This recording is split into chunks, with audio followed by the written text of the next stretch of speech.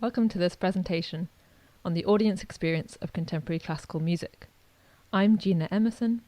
I'm a musicologist with a background in music psychology and music sociology research, and I also have practical experience working in arts organisations.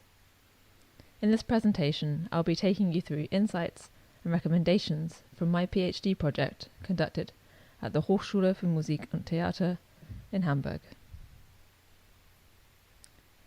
This project aimed to deliver data-driven contributions to debates on audience diversity in contemporary classical music.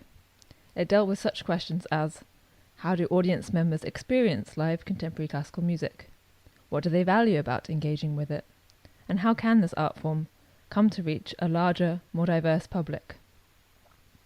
I conducted audience surveys at 12 contemporary classical music concerts across 10 different European countries, in collaboration with the EU's Ulysses Network for Contemporary Music. In this presentation, I'll be looking at the theme of contemporary classical music and inclusivity. I'll talk about how factors such as age, educational background, and musical background influence audiences' experiences of this music in the concert hall. I'll talk about the audience experiences of first-time attendees, and about audiences' tastes and perceptions of this genre. I'll then be connecting these areas to practical recommendations, and if that's what you're more interested in hearing about, please feel free to skip forward to the taking action part of this presentation. Why am I using the term contemporary classical music, or CCM? I use this term to refer to music composed in the Western classical tradition by living composers. And I prefer this term over more commonly heard terms such as contemporary music or new music, as I find that, similarly to Sarah Collins, those terms have a pretense of neutrality, while in fact being quite ideological, in the sense that they assume that only this particular kind of music is truly contemporary or truly new. And I think that undervalues the contemporaneity that pop music and other styles have.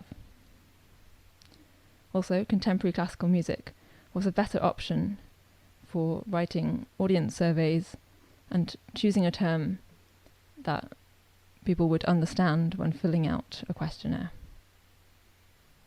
The limited audience research that has been done in the field of CCM paints quite a bleak picture.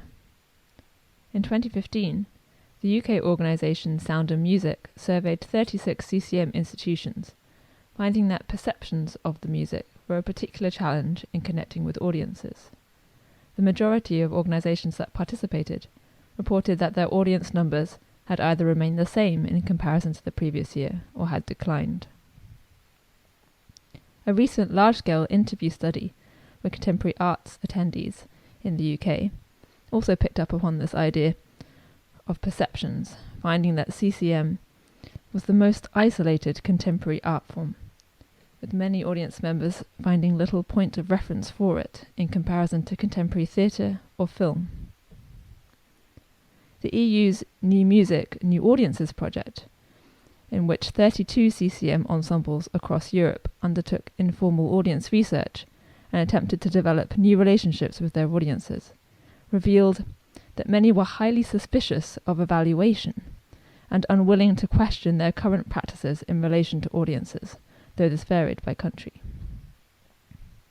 And finally, in a study that compared audiences from 3 prominent contemporary classical music festivals, Festival d'Automne in Paris, Warsaw Autumn, and Wien Modern, Grebos, Haring and Weichbold reported that these festivals reproduce social inequality, in that it's often an educated elite that attends, and mediation concerts or other outreach attempts don't really impact this makeup of the audience.